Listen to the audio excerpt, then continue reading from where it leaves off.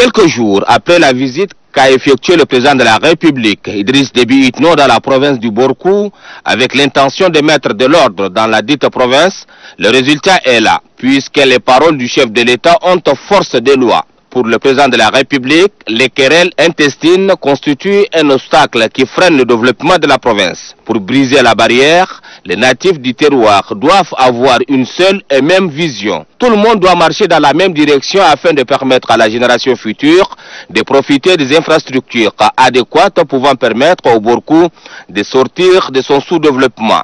Les conseils et les orientations donnés par le président de la République lors de son séjour dans les Borkou ont trouvé des oreilles attentives. Car la paix, la stabilité et l'acceptation de l'autre sont des valeurs cardinales qui valent mieux que l'or.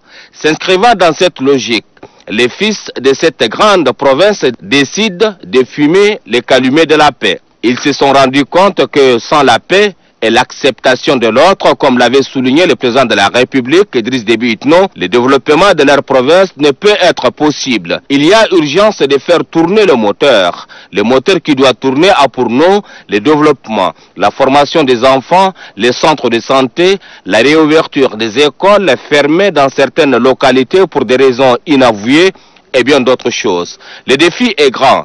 Mais à cœur voyant, rien n'est impossible. La volonté est ainsi affichée pour parler d'une seule et unique voix. Tous les notables et chefs traditionnels du Borkou sont conviés à Faya pour réécrire l'histoire afin de prendre leur destin en main. L'idée porte l'assurance des deux membres du gouvernement, à savoir le ministre de la Défense nationale, Mamata Bali Salah, et son collègue des Finances, Tahir Hamid Guilin, tous fils du terroir. Ils ont effectué le déplacement de la capitale du Borkou avec un seul objectif, celui de ramener les différents protagonistes à oublier les préjugés ancestraux qui ont négativement impacté le développement de la province.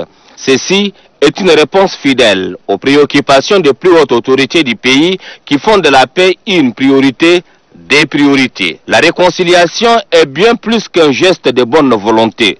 C'est une force profonde qui déclenche d'admirables effets. C'est une manière de dire que l'acte qui vient d'être posé ouvrira la voie de développement de la province du Borkou qui attendait cela depuis fort longtemps.